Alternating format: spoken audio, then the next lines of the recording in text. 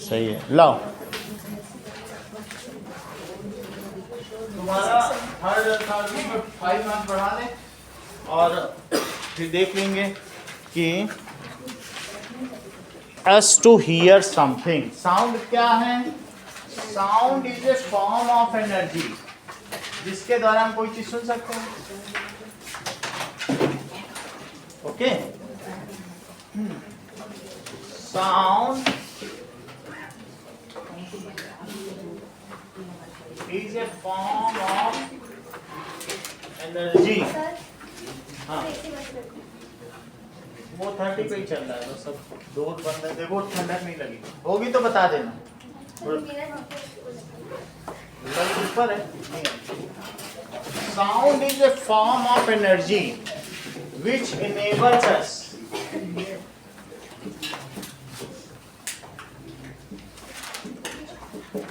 आएगा ही नहीं उसके पास, which enables us to hear something, जिससे हम कुछ सुन सकते हैं।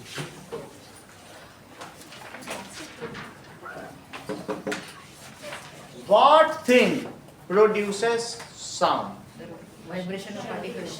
ठीक है, so vibrating objects produce sound.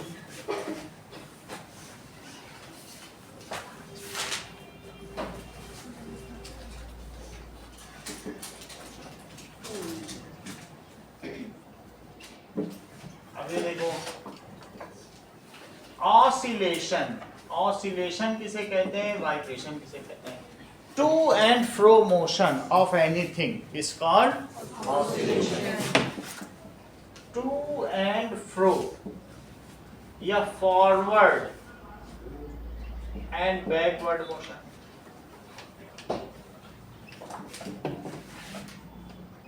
of anything is called oscillation. मान लीजिए कि कोई हमारे पास एक सिंपल पेंडुलम है और वो आगे पीछे मूव करेगा, तो इसका मतलब है ये उसका ऑसिलेशन। ये सिंपल पेंडुलम है, अगर मैं इसको यहाँ से छोड़ दूँ तो ये आगे पीछे जा रहा है, तो ये इसका ऑसिलेशन। ठीक है, अब ये देखो, यहाँ से छोड़ दिया, एक ऑसिलेशन कंप्लीट, वहीं फिर आ जाए, जहाँ से छोड़ा वहीं आ जाए, एक कंप्लीट। सही। If oscillations are very fast then it is called vibration.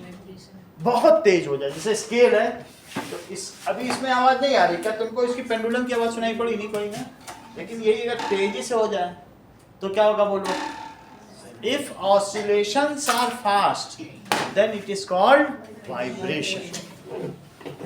चलो, वाइब्रेशन क्या होगा? If oscillations are fast then it is called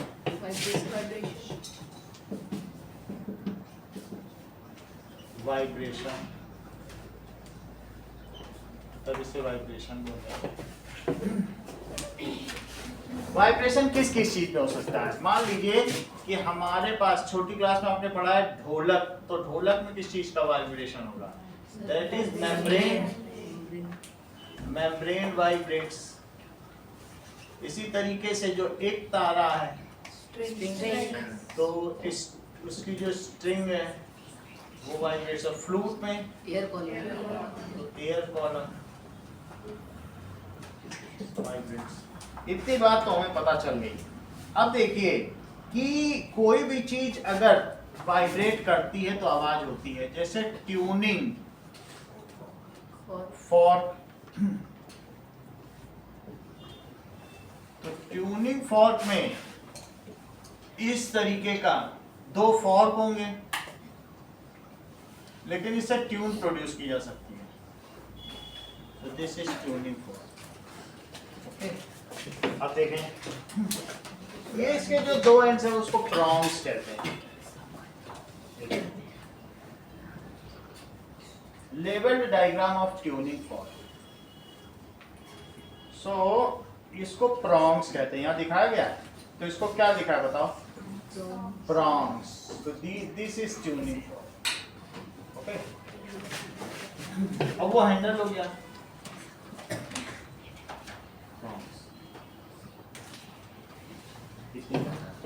अगर इतनी तो बात हो गई, that is prongs and this is handle. So it produces sound. Tuning fork से क्या चीज प्रोड्यूस होगी? साउंड प्रोड्यूस होगी। मान लीजिए हमारे पास एक ट्यूनिंग फॉर्क है और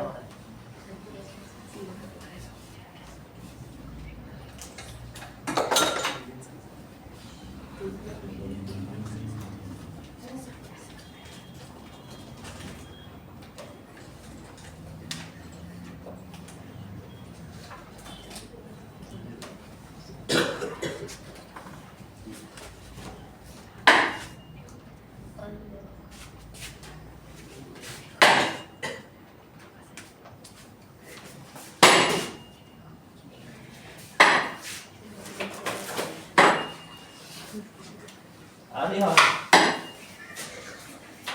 तो ये आप बुक में आवाज जी आई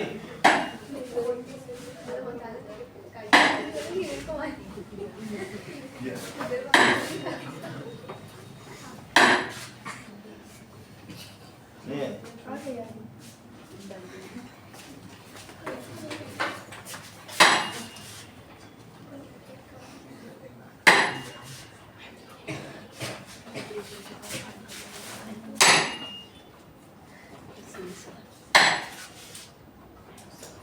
तो ट्यूनिंग फॉर्क से क्या चीज प्रोड्यूस हुई?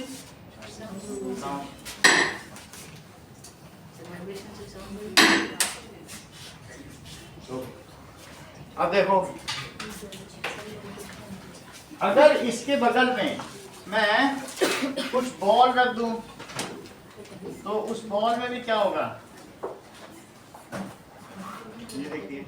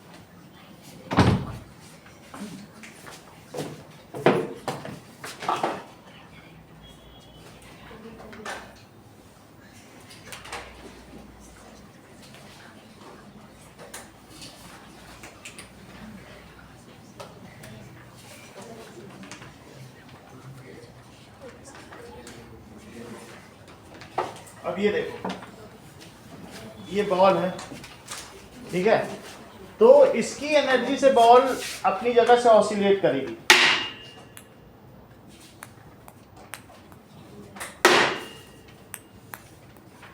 है ना? इसका मतलब इसमें एनर्जी होती है कि नहीं? अगर इसको मैं, ये बुक में डायग्राम दिया है तो उससे रिकंसाइल कर लो कि इससे किया जाएगा तो ये ऑसिलेट कर रही है, इसको मैं वाटर में डालूंगा तो वाटर स्प्लैश कर जाएगा। जरा ये देखो कि अगर मैंने बीकर में वाटर लिया और इसमें डाला तो क्या होगा? इसको हो गया कि नहीं? तो इससे क्या पता चल रहा है? देखा आपने? स्प्लैश करता है ना? तो ये भी बुक में डायग्राम फिर से देखो है ना?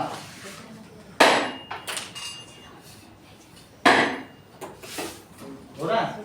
तो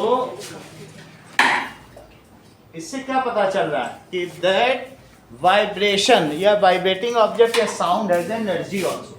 तो एक एनर्जी दूसरे में ट्रांसफर हो गई कि नहीं? सो ठीक है,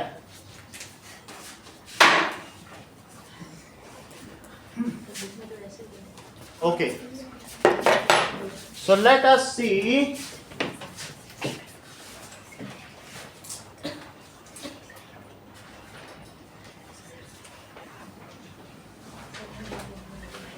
now.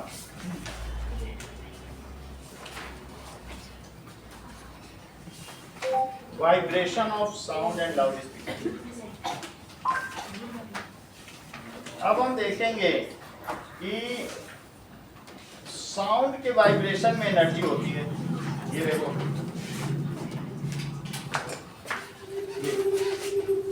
अगर मैं एक लाउड स्पीकर लूं तो लाउड स्पीकर में तो आवाज होती है।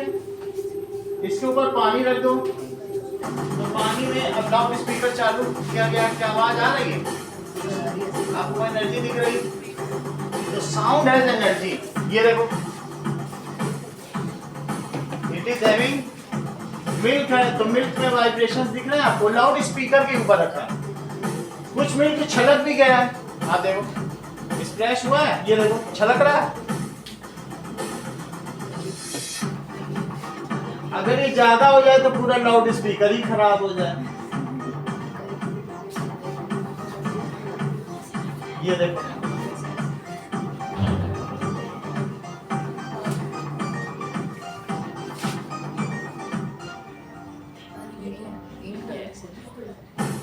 ये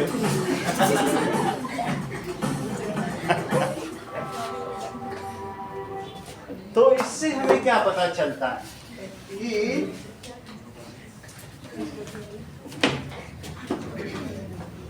ना, अब देखिए दैट ट्यूनिंग फॉर्क जो हमने आपको दिखाया वो 1 सेकेंड में 5000 टाइम्स ऑसिलेट कर रहा है। इसमें लिखा 480 लिखा है, इसमें लिखा हुआ है नीचे 480। तो ये अलग अलग की सबकी अलग अलग ऑसिलेशंस होती हैं, लेकिन ये वाला जो है ये कितनी बार वाइब्रेट कर लेता है बताओ? 480 टाइम्स। अलग अलग ट्यूनिंग फॉर्क हैं। अब कुछ ट्यूनिंग फॉर्क इसमें जैसे ये देख लो, ये 300 से शुरू होकर 500 तक करते हैं। तो ये इसमें छोटा वाला 300 का, इसमें सब में नीचे लिखा है हैंडल पर कि कितने का है। तो जब तुम पढ़ोगे तो लिखा है कि नहीं, तो ऐसे नीचे से पढ़ के तो different tuning fork comes which vibrate at different oscillation. 1 second में वो 480 टाइम्स हो रहा है, सही है। और बाकी अलग अलग वाले, ठीक है। चलो, तो ये तो तुमने देख लिया कि साउंड प्रोड्यूस कैसे होता है, दैट यू हैव सीन कि हाँ सर ये ट्यूनिंग फॉर्क का यूज क्या होता है? ट्यूनिंग फॉर्क से हम बीट्स पैदा करते हैं और अलग अलग हम धीरे धीरे सीखेंगे। अभी तो हमने ट्यूनिंग फॉर्क ही सीखा है, यही इसीलिए चैप्टर बना हुआ है। फिर इसमें ला रही क्या कुछ? आज तो नहीं आ रही, ठीक है। फिर भी दरवाजा खोल दो।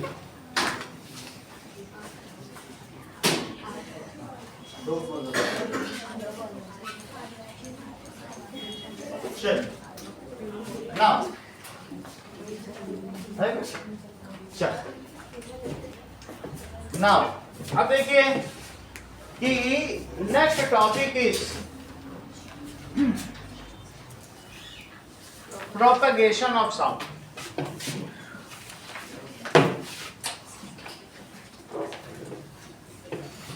Okay. So when tuning fork vibrates, जब ये ट्यूनिंग फॉर्क वाइब्रेट कर रहा है, इसी तरीके से हम लोगों की वोकल कॉर्ड्स भी हैं, वो भी वाइब्रेट करती हैं। वोकल कॉर्ड्स वाइब्रेट करती हैं। हम लोगों का यहाँ एक वॉइस बॉक्स है। वॉइस बॉक्स में 2 अलग अलग स्ट्रिंग तनी हुई है, सही है। तो जब एयर आती है लंग्स से उसमें, तो उनके बीच में क्या होता है? आपस में वाइब्रेशंस होते हैं और छोटी सी पतली सी स्लिट है। तो स्लिट होने की वजह से क्या होगा बताइए? That they make some sound. Okay, तो हमारी वोकल कॉर्ड्स कहाँ पे है? ये वॉइस बॉक्स है। जरा देखिए, दिस इज वॉइस बॉक्स, और वॉइस बॉक्स में यहाँ पर 2 ऐसी स्ट्रिंग है और यहाँ पर क्या है?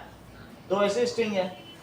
दीज आर मस्कुलर स्ट्रिंग, और ये इसके पीछे से ये ट्रैकिया है जो कहाँ पे कनेक्टेड है? बोलिए, दैट इज लंग्स में।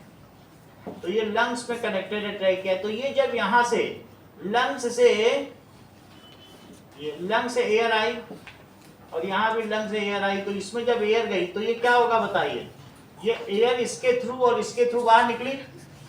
तो जब ये बाहर निकलेगी तो क्या होगा कि जैसे तुम 2 रबर बैंड ले लो या 2 पेपर ले लो, तो इनके बीच हवा आएगी,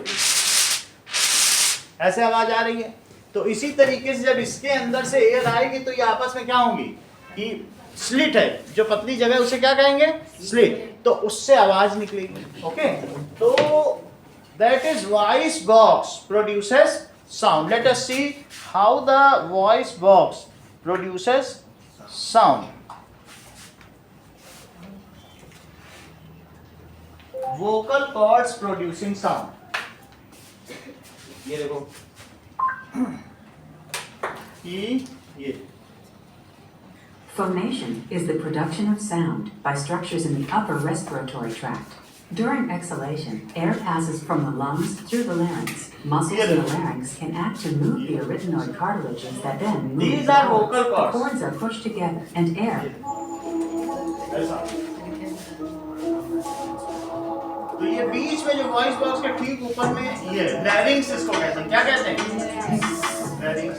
तो जब ये आवाज आएगी तो ये खुलता बंद होता है, मेम्ब्रेन ही तो है, तो उसकी वजह से क्या होगा? ऐसे 2 मेम्ब्रेन और उसकी वजह से आवाज आएगी। ये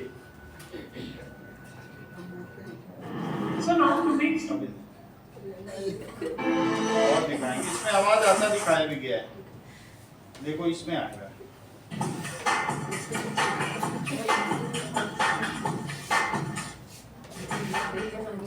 एक मिनट। लैरिंग्स producing sound.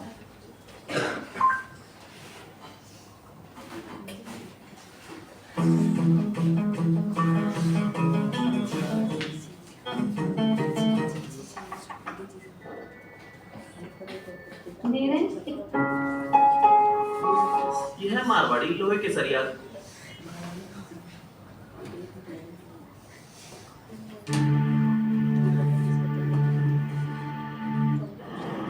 दोस्तों आज की You're looking at the posterior side of a दोस्तों आज की इस वीडियो में मैं आपको दिखाता हूँ कि sound produced bye vocal cords.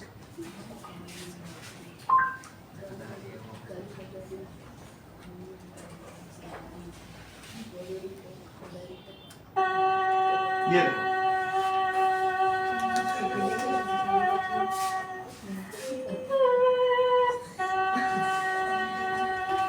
Did you know that not समझ में आ गई बात? तो अब यहाँ से आवाज एक ही आएगी। कैसी आवाज आएगी? ये इट प्रोड्यूसेस साउंड, लेकिन उसे रेगुलेट कौन करेगा? रेगुलेट उसे करेगा टंग और टीथ। देख लो साउंड कहाँ से प्रोड्यूस हुआ? लंग से। तो sound is produced by voice box. ऐसे आवाज आई। अब हमारी टंग अगर सबसे पीछे टच कर जाए, देखो का खा गा घा अंगा, सबसे पीछे जो जीभ का पिछला हिस्सा अगर टंग है तो टंग का ये हिस्सा टच करे, ये टंग है, और ये ऊपर की तालू है, that is the upper part. तो अगर आपको पहली वर्णमाला, वैसे तो आप लोग जानते हैं कचट्टा, क्या जानते हैं? हाँ, स्पर्श बिंदु पर है। तो जो का वर्णमाला के हैं ये यहां से शुरू होते हैं। ओरिजिन कहां पर है? का खा गा घा अंगा, पीछे ही टच करा है। अब करके देख लो। फिर उसके बाद चा, बीच में टच करे, यहाँ वाला चा छा जा झा, बीच में टच करे तो चा। आगे करे, ये चा हो गया, यहाँ वाला करे तो टा ठा डा ढा अड़ा, जीभ टच करे टा ठा डा ढा अड़ा। ये व्याकरण के महर्षि पाणिनि ने ये सब बताया। किसने बताया? जो हिंदी व्याकरण पढ़ते हैं उनको मालूम है कि हिंदी से ज्यादा रिफाइंड व्याकरण पर। तो टा अग्र बिंदु पर है, टा के सभी क्रम पांचों। ये चा यहाँ है, पित्ता दांत में अगर कर, ये इनको कहते हैं दंतव्य। इनका ओरिजिन क्या है? मूल स्थान दांत से। अब देखो ता था दा धा इया, ता था ता दा इया होष्ठव्य पा फा पा फा मा। तो होष्ठव्य कौन कौन से हैं? ये तो इतनी बात समझ आई। तो जैसा आदित्य ने बताया कि sound is produced by लैरिंग्स but regulated by tongue and teeth, इनसे रेगुलेट। समझ आ गई बात? तो इस चीज को लिखें। सर नोज से भी होता है ना? हाँ? नोज से भी तो होता है ना? कुछ नासिका वाले होते हैं तो वो अलग से आएंगे बाद में, ठीक है कि नहीं? तो देखो, sound is produced by लैरिंग्स and, sentence पूरा करो निष्का। ये सुनती नहीं है, बोलो पलक तुम करो। And Ayush and Vyom, regulated by tongue and teeth. इतना ही बताना, तुम सोचती रहती है छोटी चीजें। And regulated by tongue and teeth. इतनी बात हो गई। हाउ द, अगला क्वेश्चन है, how the sound produced by tuning fork reaches to our ear. पहला क्वेश्चन उसका कि ट्यूनिंग फॉर्क जो साउंड प्रोड्यूस कर रहा है वो हमारे ईयर तक कैसे पहुंचता है?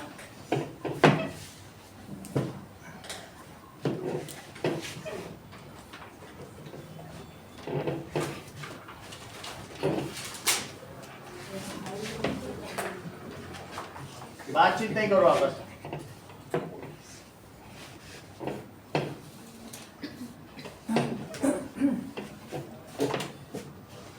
How sound produced by tuning fork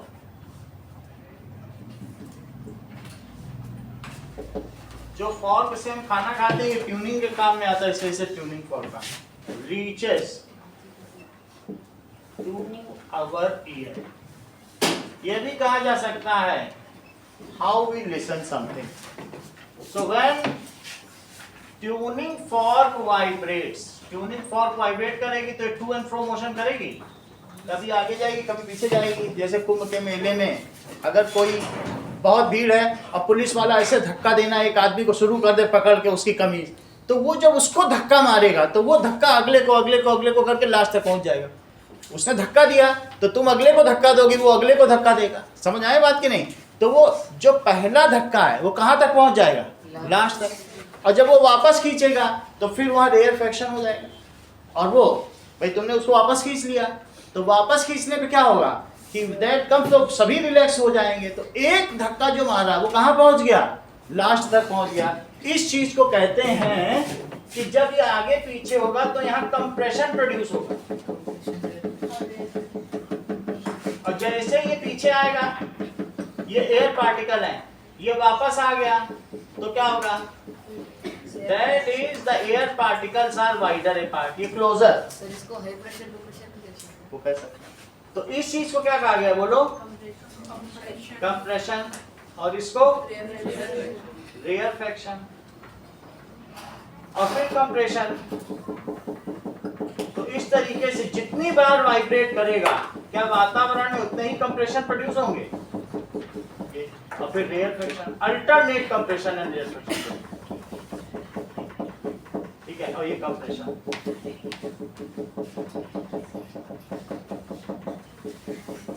ये देखो, तो these are compression and alternate rear friction। अब आगे देखें क्या होता है। इतनी बात तो तुम्हें समझ में आ गई कि जब कोई भी चीज वाइब्रेट करेगी तो मान लीजिए जैसे वाइब्रेट कर रही है तो इसको इंद्रजीत पकड़ो उधर से जी को। अब मैं इसमें एक वाइब्रेशन प्रोड्यूस कर रहा हूं, देखना क्या ये इंद्रजीत तक जाता है? अब मैं दो कर रहा हूं तो क्या आप इसमें लोकेट कर सकते हैं कि कंप्रेशन और रेयर फ्रैक्शन कहाँ है? पता चल रहा है? यही चीज एयर में भी होती होगी। सर लेकिन लास्ट में जाके तो बिल्कुल खत्म हो जाता तो जितनी दूर होगा sound dies away at distances. अभी मैं तुम्हारे कान में आके चल रहा हूँ तो इसकी आवाज ज्यादा है, और दूर से बोलो तो फेड अवे हो जाएगा, क्योंकि रास्ते के पार्टिकल जितना लेंगे तो थोड़ी एनर्जी इधर उधर भी चली जाएगी। तो लेकिन इतना तो होगा, क्योंकि तुम्हें मालूम तो चल रहा है ना। यही चीज जब ट्यूनिंग फॉर्म, इसे स्लिंकी कहते हैं। क्या कहते हैं? तो जो स्लिंकी में हो रहा है, ठीक है, इसको भी उधर रख के देखो, हम लोग भी देखो। तो ये देखो, इसमें तो बड़ा अच्छा नहीं हो रहा है।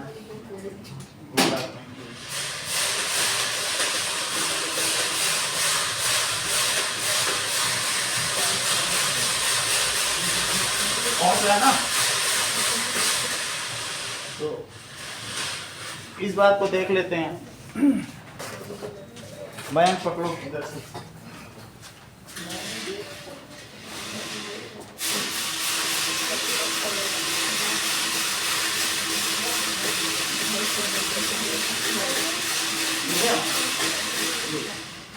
तो अल्टरनेट कंप्रेशन एंड रेयरफेक्शन, इसे वेव कहते हैं। क्या कहते हैं? It is called wave.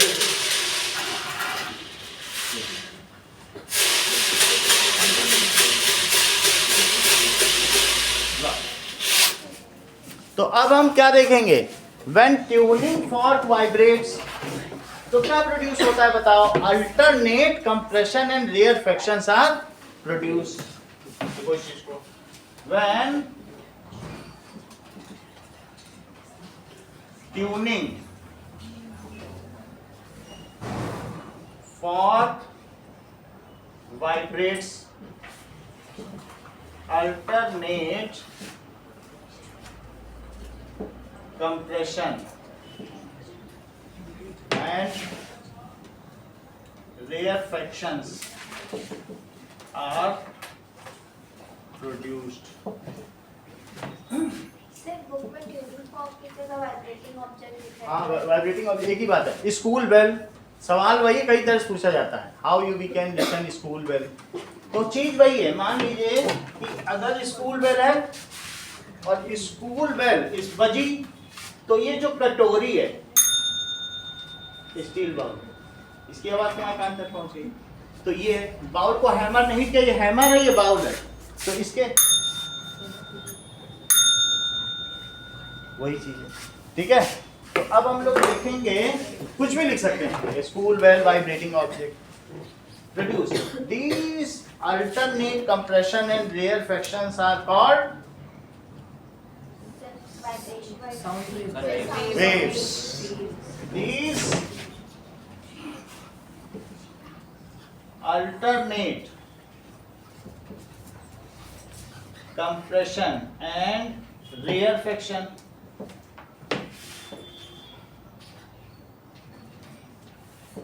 reaches to, ये कहाँ पहुंच जाएंगे? reaches to our ear through medium। ये मीडियम के थ्रू पहुंचते हैं। तुमको मालूम है कि मून में हम लोग एक दूसरे को नहीं सुन सकते, क्योंकि अगर वैक्यूम होगा तो कौन से पार्टिकल का कंप्रेशन होगा? ये एयर के तो पार्टिकल है। एयर ही नहीं होगी तो कंप्रेशन क्या होगा? पास कौन आए? एयर के पार्टिकल। दूर कौन गए? एयर। जहां फ्री स्पेस है, नो मीडियम है, तो वहां कुछ हो पाएगा क्या? तो वो कितना भी वाइब्रेट करते रहे, वो अपनी एनर्जी ट्रांसफर ही नहीं कर पाएगा। एनर्जी उसने मीडियम को ट्रांसफर की, मीडियम ने अगले मीडियम को, एयर को की, फिर एयर को, और उससे होते हुए हमारे ईयर में यहाँ पर क्या है बताओ? टिम्पैनिक मेम्ब्रेन या ईयर ड्रम है। इसका क्या नाम है? Ear drum. तो ये कहाँ पहुंच गई बताइए? Now these alternate compression and rarefaction reaches to our through medium, ठीक है। ईयर ड्रम, ये हमारी पिना है, और ये पिना हो गई। पिना इस तरीके के बनी हुई है कि ये सारी आवाज को ले लेती, कैच कर लेती, रिसीव। तो पिना क्या करती बताइए? पिना रिसीव साउंड, और ये क्या है? Ear canal. तो ये साउंड अंदर जाएगा और फिर वो कहां तक पहुंच जाएगा बोलो? Now it reaches two ear drum. जरा देखो तो, मानसी, क्या तुम यहाँ देख पा रही हो कि इसमें पिना क्या है? ईयर कैनाल कहाँ है? इसमें ईयर ड्रम कहाँ है? यही कह रही जो व्हाइट वाला यहाँ पर आपको दिख रहा है, ये देखो, पिना के थ्रू होते हुए ये ईयर कैनाल ईयर ड्रम दिख रहा है। कहाँ ईयर ड्रम? ये व्हाइट,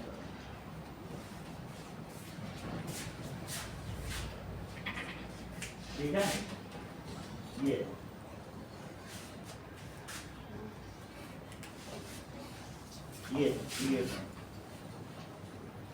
तो पिना ने रिसीव किया, ईयर कैनाल में गया और अंदर ईयर ड्रम क्या होने लगा? वाइब्रेट होने लगा। ईयर ड्रम का दूसरा नाम क्या है? टिम्पैनिक मेम्ब्रेन, व्हाइट कलर वाला, सही है। आप जरा देखिए, तो ईयर ड्रम क्या करेगा बताइए? Through medium year drum vibrates, ear drum vibrate करने लगेगा। फिर क्या होगा?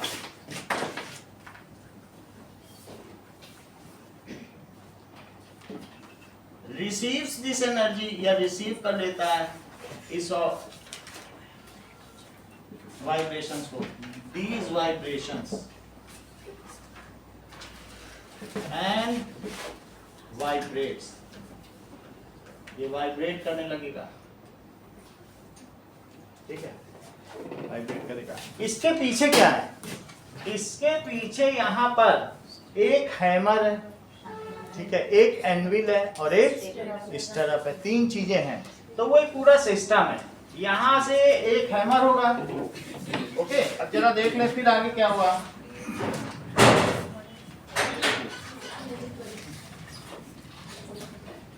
फंक्शन ऑफ ह्यूमन ईयर,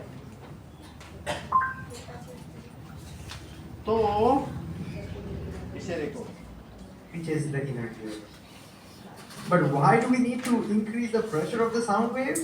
ये देखो, Because as we will see, यहाँ पर आप क्या देख रहे हो? consists of a liquid. But why do we need to increase the pressure of the sound waves? Is to increase or amplify. ये देखो, अब यहाँ तीन चीजें दिखाई। ईयर ड्रम तुमने देख लिया? ईयर ड्रम के आगे तीन चीजें हैं, एक हैमर है और एक एनविल है। ये हैमर के दो एंड हैं, ये हैमर है, और इसके आगे एनविल कैसा होता है? जैसे ये जूते वाला मोची होता है, उसी को एनविल कहते हैं, जिसमें जूता ठोका जाता है। इसका शेप वैसे ही है। और इसके आगे तुम लोगों ने कभी घोड़े पे बैठे हो तो इस जिस घोड़े पे बैठते हैं तो ये स्टीरअप होता है, स्टीरअप होता है। इसको कहेंगे हैमर। ये क्या है? हैमर। इसको क्या कहेंगे? एनविल। ये एनविल के जैसा। और ये क्या है? स्टीरअप। ये आगे चलकर एक यहाँ कॉक्लिया है, क्या है, जिसमें एक लिक्विड भरा हुआ है। तो यहाँ पर ये जैसे ही ईयर ड्रम होता है तो ईयर ड्रम में जाने के बाद क्या चीज होगी? Then the sound get amplified. क्या होगा? एम्पलीफाइड हो जाएगा। एम्पलीफाइड होने के बाद जब हैमर ये ऐसा होगा तो देखना हैमर इसे हिट करेगा, और हिट करने के बाद भाई अगर मान लीजिए ये चीज वाइब्रेट होगी तो हैमर इससे कनेक्टेड है, तो उसको टंग टंग मारेगा। किस पे मारेगा? एनविल पे। टंग टंग ऐसे मारेगा, ऐसे मारेगा। और ये जो स्टीरअप है वो घिसेगा। ये यहाँ पर इससे टच है, इसके आगे इसमें लूप है।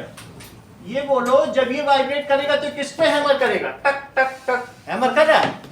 तो तुम्हें मालूम है जैसे जूते वाला बना, अगर उस पे हैमर किया जाए तो क्या एम्पलीफाई नहीं हो जाएगा साउंड? अच्छा, एम्पलीफाई होगा तो ये हिलेगा। हिलने की वजह से क्या ये इस पे घिसेगा, रगड़ खाएगा, रगड़ खाएगा। इसका नाम है कॉक्लिया। क्या नाम है? कॉक्लिया। That is cochlea. और कॉक्लिया के चारों तरफ ये सब क्या है? Auditory nerves. इनका क्या नाम है? ये कहाँ जा रही हैं? To brain. तो ईयर ड्रम वाइब्रेट्स। अभी हम ये सब नहीं लिख रहे, बस ईयर ड्रम तो वाइब्रेट हो गया। ऑडिटरी नर्व्स, जो यहाँ की नर्व्स है, एक ऑप्टिक नर्व्स है देखने के लिए होती है, एक गस्टेटरी होती हैं किसके लिए? टेस्ट के लिए। एक ऑल्फैक्टरी होती है नाक के लिए, एक ऑडिटरी भी होती है सुनने के लिए। सही है। तो सुनने वाली का क्या नाम है? Auditory nerves send this signal to brain. इसको क्या करेगा? Brain detects it and we hear it as a sound. Brain समझ लेगा। Now vibrates. Auditory nerves send these signals, ये ऑडिटरी नर्व्स है, लिख लो। Auditory nerves send these signals to brain. Brain detects it and we hear it as a sound.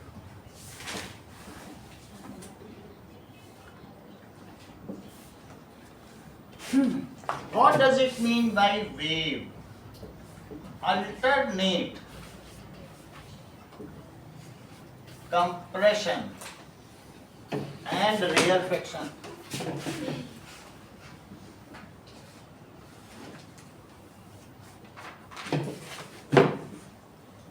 Produced in a medium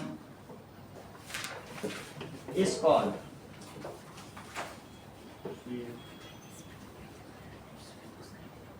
alternate compression and air. Compression क्या है?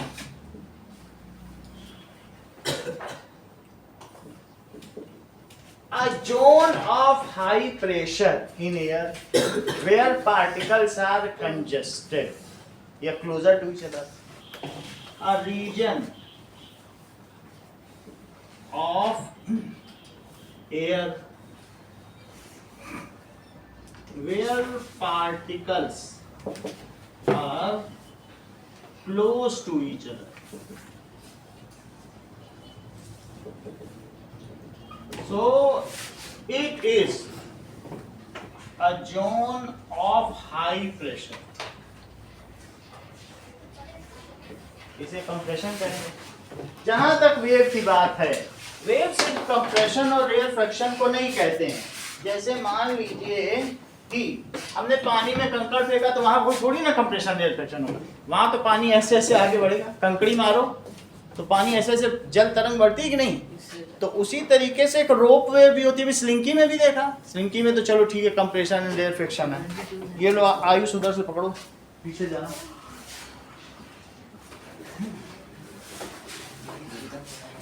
ना अब देखो पीछे चले जाइए। तो रोप में भी वेव में हो सकता है। ये देखो और थोड़ा पीछे, ठीक ना। अब देखो इसमें भी एक आप देख रहे हो कि क्रस्ट एंड ट्रफ बन रहा है। अभी तो ठीक नहीं रहा, थोड़ा और टॉट करिए। अब देखो टाट पकड़ लिया। अब देखो ये अभी भी नहीं हो रहा, ये अब हो रहा है।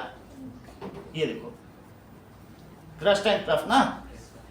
तो ये जो इट इज ये क्रस्ट एंड ट्रफ, फिर से टॉट करेंगे। समझ में आ गई ना बात? तो इस चीज को भी वेव कहेंगे।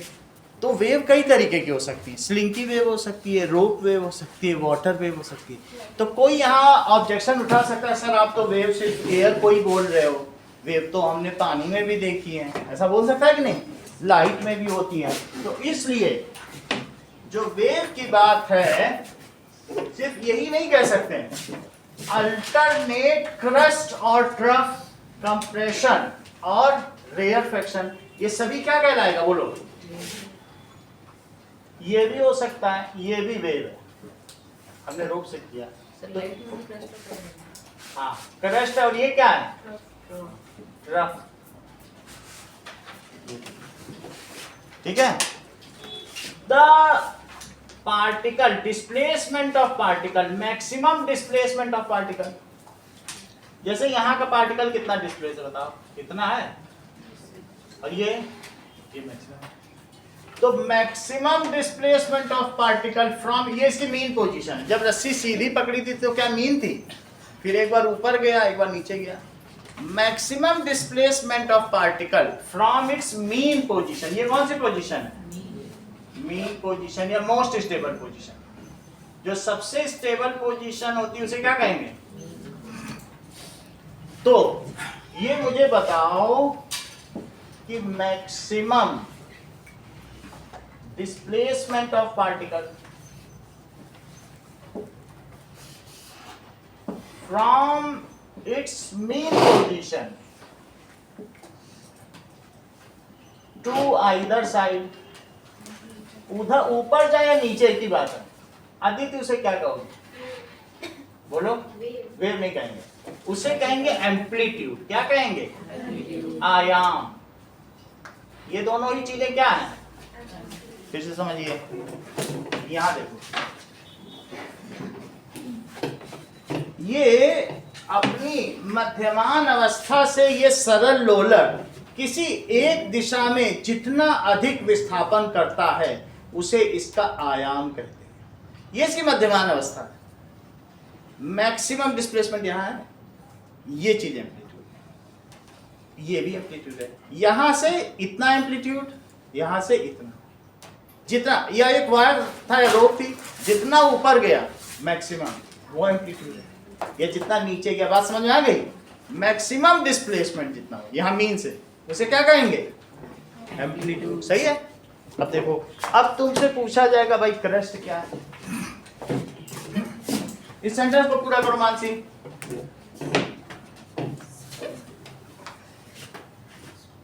जस्मिता तुम करो।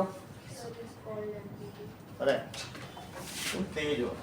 Is called amplitude. इतनी बात हो गई। अब देखिए, the position where the displacement takes place in positive side या upper side is called crest, या द लोकेशन या द पोजीशन जहां पर पॉजिटिव डिस्प्लेसमेंट होता हूं, maximum positive displacement takes place, तो क्रेस्ट क्या होगा? The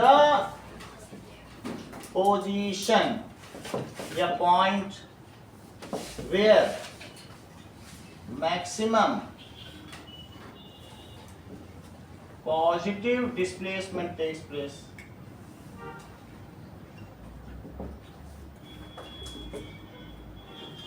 is called crest। इसे crest कहेंगे। फिर से समझो कि अब मान लीजिए अभिषेक कहे सर ये डॉट डॉट बनाना तो बड़ा टीडियस जॉब है, ये कैसे बनाएंगे? तो नहीं बनाया जा सकता। तो ऐसी स्थिति में अभिषेक के लिए एक नई सुविधा दी गई है कि जहां क्रेस्ट, जहां कंप्रेशन है उसे कैसे दिखा दो? क्रेस्ट से। और जहां रेयर फ्रैक्शन उसे कैसे दिखा दो? ट्रफ से। फिर यहाँ क्रेस्ट, फिर यहाँ ट्रफ, फिर यहाँ क्रेस्ट, फिर यहाँ ट्रफ। क्या ऐसा आपकी बुक में बना है? तो जरा देखो किस पेज बना है। तो ऐसा आपकी बुक में देखो 130 पेज में ना, ये देखो दिखाएंगे। तो इसका मतलब क्या है कि क्रेस्ट करस्पॉन्ड्स, क्रेस्ट किसके लिए? Correspond compression. और ट्रफ किसके लिए? Trough corresponds rarefaction. सही है।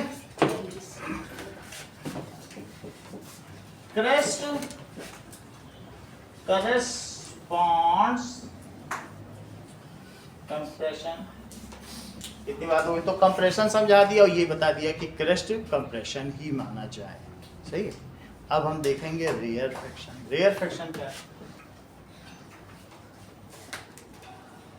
ये देखो, the region where particles are wider apart, जहां पर एयर पार्टिकल क्या हो बताइए? Is called rarefaction. The region where particles are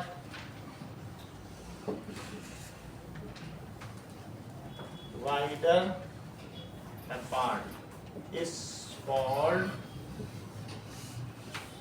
rare fraction। इसे rare fraction कहें। ठीक है। This is low pressure zone। यहाँ कम प्रेशर होगा। Low pressure zone. और इंद्रजीत, रेयर फ्रैक्शन किसको करस्पॉन्ड करता है? अच्छा बताया तुमने। अर्पित, हाँ दुआ बताई दिया। तो rarefaction corresponds to trough. Trough का मतलब है कि displacement of particle, maximum displacement of particle to negative side या down side is called trough. Trough corresponds to rarefaction. देखो उसी के नीचे बनाया, ये इसके इधर क्रेस्ट, हमने क्रेस्ट पे कंप्रेशन पे बनाया, रीजन देख लो, ऐसा बुक में भी बनाया. तो सिर्फ तुमको इतना बताना है इंद्रजीत कि ट्रफ किसे कहते हैं. ट्रफ को डिफाइन करो, बताओ. नहीं बता रहे, मान्य आप बताओ. ये तो बता ही नहीं रहे आज कुछ. हाँ बोलो.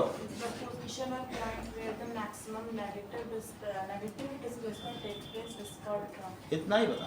नहीं, द पोजीशन और पॉइंट, क्रस्ट से तुम ले लेते हैं जहां निगेटिव डिस्प्लेसमेंट हो. द पोजीशन और point where maximum negative displacement take place is called trough. इतनी तो बात हो गई.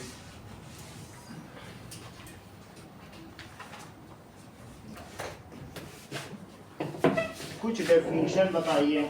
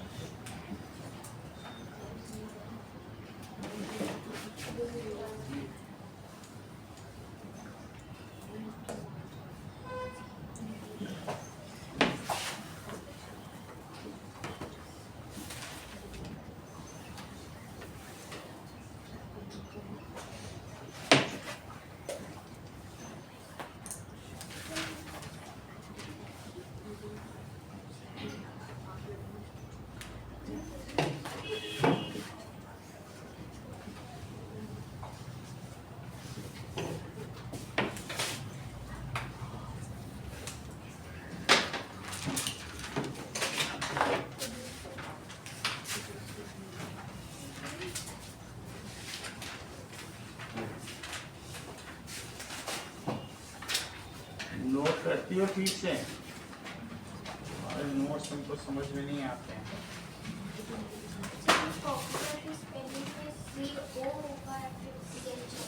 अभी देख लो. हाँ देख लो, वो भी ठीक कर ले. पीछे इसमें दिया, अभी देख लेते हैं इसको ठीक करा. एक ही एच होता है. चलो now अब देखो,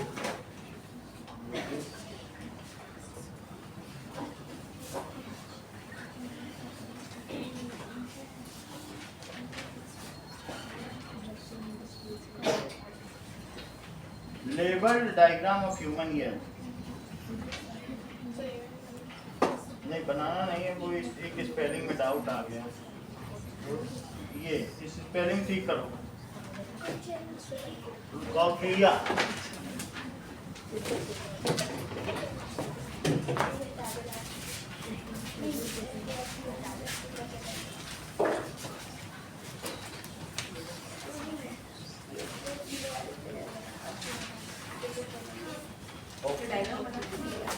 नहीं, इसमें बनाना पड़ेगा. ये तो बनाना पड़ेगा. तो यहाँ तक ज्यादा नहीं बनाना है, बस यहाँ तक. ये सब नहीं बनाना, इतना बनाना. समझ में आई बात? फिर लिख देना कि ब्रेन. फिर जब मैं ईयर का दिखाऊंगा फंक्शन तब फिर बताऊं. इसमें ये पूरा करना है.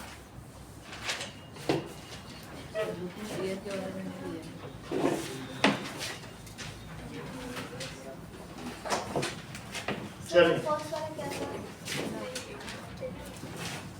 बोलो। ईयर, ये पिना है।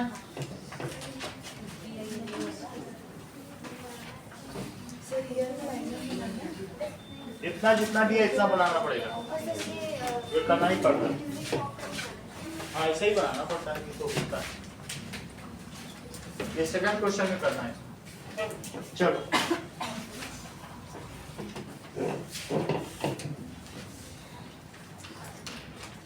कॉफिया की स्पेलिंग सही कर लेना, CH नहीं है।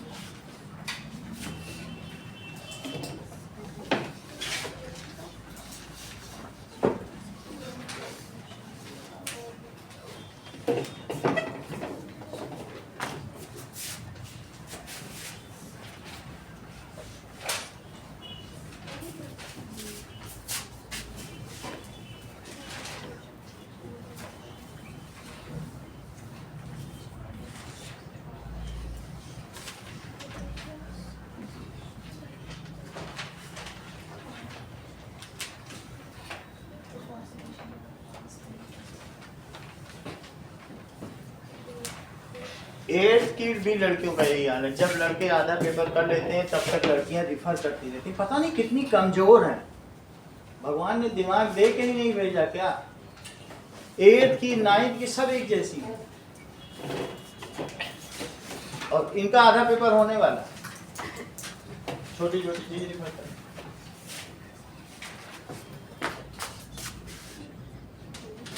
Now how human ear functions, जमा करिए, जमा करो।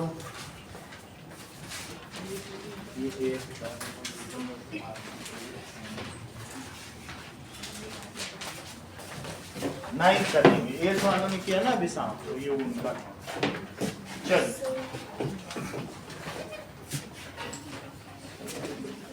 हाउ ह्यूमन ईयर फंक्शन, देखिए human ear has 3 parts। Human air के 3 पार्ट्स है, कौन कौन से? has 3 parts, outer ear, middle ear and inner ear। outer ear क्या करता है? it consists of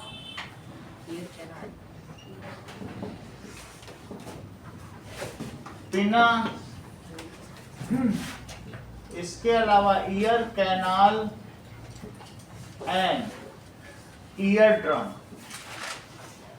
ear drum, ear drum को दूसरा नाम क्या है? Tympanic membrane.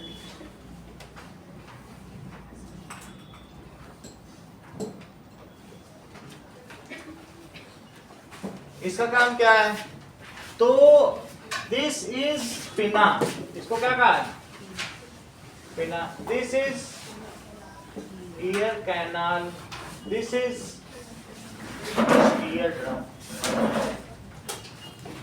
ये जो हमारा पिना है ये वेस्टिजियल ऑर्गन है, थोड़े दिन बाद 100, 50, 150 साल बाद ये हम लोग को नहीं होगा, इसकी आवश्यकता नहीं है। और किसी किसी में पिना बहुत बड़ा होता है एलिफेंट्स में, ये हीट को डिसिपेट करने के काम में आता है। जो हमारी बॉडी की एक्स्ट्रा हीट है इसको क्या करता है? डिसिपेट। और ह्यूमन में अब इसकी कोई आवश्यकता नहीं है। चलो बाहर रेडिएट करेगा, हीट निकलती चली जाएगी, इसी से हीट निकलती है। जो बॉडी में एक्स्ट्रा हीट है वो कहाँ से निकलते हैं? अगर तुम मिर्ची खा लो कान सबसे जल्दी गर्म है। तो ये क्या करता है बताइए? आउटर ईयर, इट रिसीव्स, ये क्या करेगा? It receives sound, receives sound and send it up to eardrum, send it up to eardrum via ear canal. Check करो, बिना की एक स्पेशल डिजाइन होती है जिससे जो आवाज इसके अंदर चली जाती है वो ऐसा ही क्या डिजाइन है मुड़ा हुआ, वो बाहर नहीं जाने देता, वो अंदर ही रूट कर देता। स्पेशल डिजाइन है ना कान की, तो ये है। ईयर ड्रम नाउ वाइब्रेट्स, तो ईयर ड्रम क्या करेगा? Now vibrates. फिर देखो मिडल ईयर क्या करता है? Middle ear it consist of, ये दिखाई नहीं पड़ेगा, consist of anvil, hammer, anvil and stirrup. Hammer वैसे इसके दूसरे नाम है, लेकिन जो इनसे मिलता जुलता उन्हीं का नाम बता रहा हूँ। जो भी हम लोग वीडियो देख रहे थे ईयर का, उसमें दूसरे भी नाम, लेकिन ये जिनसे मिलता जुलता है, जिनसे रिजेंबल करता है, उसी के आधार पर इनके नाम दिए गए, वही कॉमनली आप लोगों में बोले जाते हैं। हैमर, हैमर का मतलब हो गया, और एनविल जो जूते वो कॉबलर्स वो होता है, और एंड स्टिरअप जिसपे हम लोग चढ़ के घोड़े पे बैठते हैं। तो hammer is in contact with, जब ये वाइब्रेट कर रहा है तो हैमर इज इन कांटेक्ट, तो बोलिए एज ईयर ड्रम वाइब्रेट्स, जब ये वाइब्रेट करेगा तो क्या करेगा? हैमर मूव्स, और हैमर मूव करके कहां बैंग करेगा? एंड बैंग टू एनविल, किसको बैंग करेगा? And bangs to anvil. फिर क्या करेगा? Now anvil vibrates.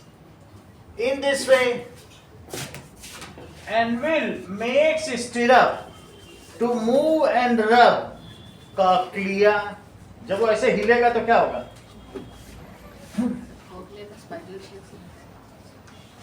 ये हाँ ऐसे ही स्पाइरल से होता। एनविल क्या करेगा? Moves and make stirrup moving.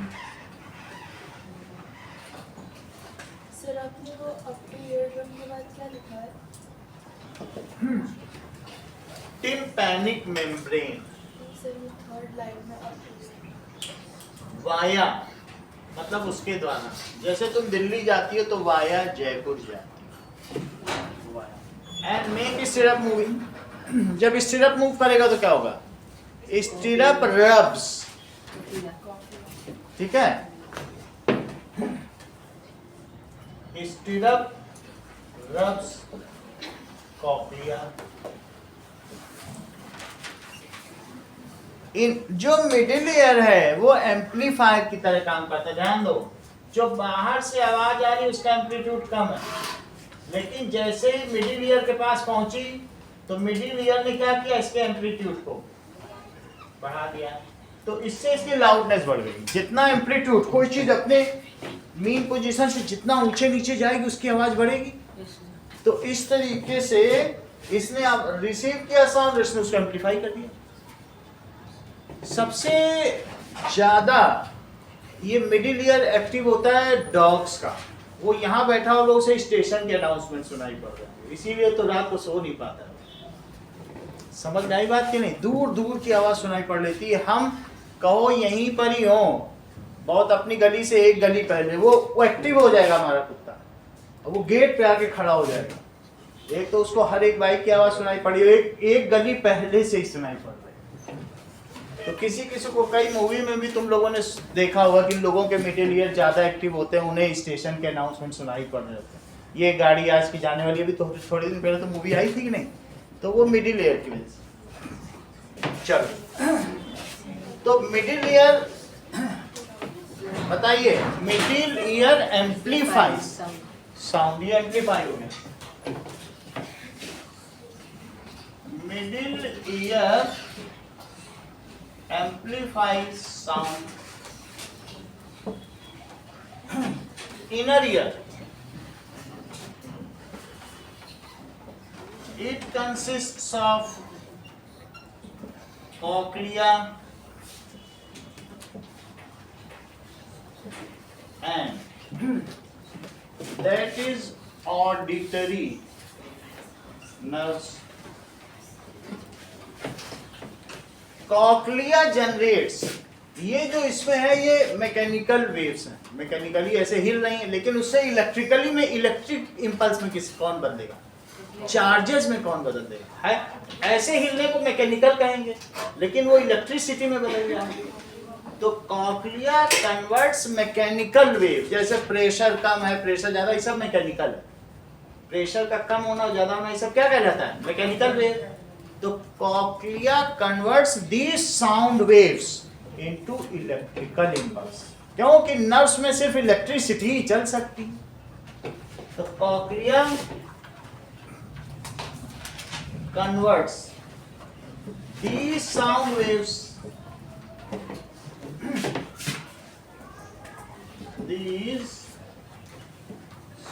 waves into electrical impulse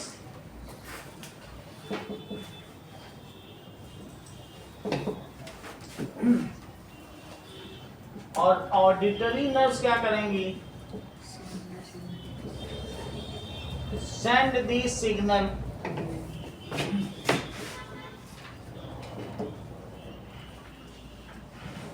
to brain analyze it and detect that sound, analyze it and detect as sound. What does it mean by mechanical waves? अगला point topic है mechanical waves, यांत्रिक तरंगों से मान्य आप क्या समझते हो मैकेनिकल वेव्स? बोलो बे Sir, waves formed by to and fro motion of particles. आप बोलो Ayush. So the movement of the sound in a medium is called mechanical wave. Mechanical waves are the waves which needs a medium to travel. एक होती है mechanical wave और एक होती है non mechanical. क्या साउंड को चलने के लिए किसी माध्यम की आवश्यकता है, तो वो एक यांत्रिक तरंग हुई। रिपीट करो, मैकेनिकल वेव्स, कान की कच्ची हो, सुनी नहीं पाते, जितनी बार पूछो। हाँ बोलो, रिपीट करो। The waves which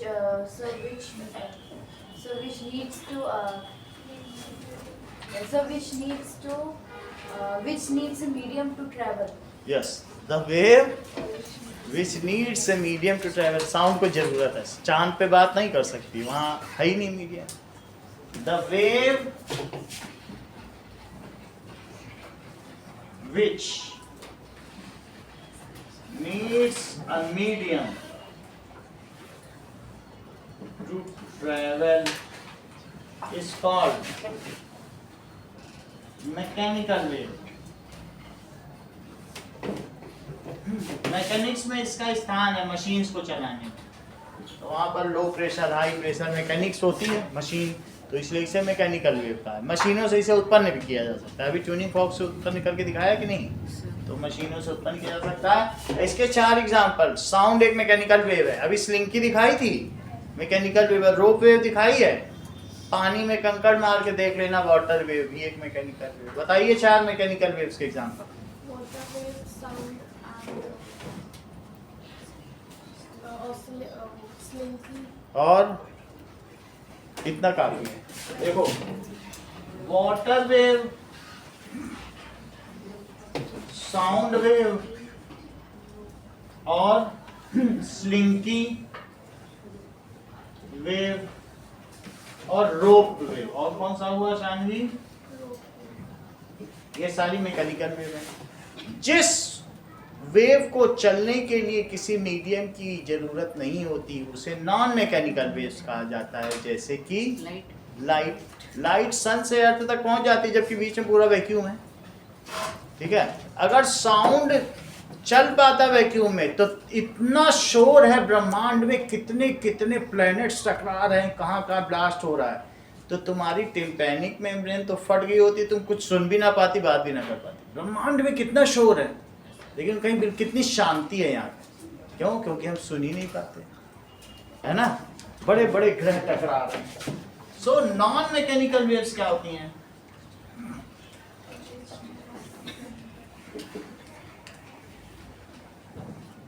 Those wave which does not need a medium to travel, जैसे कि light, those waves which does not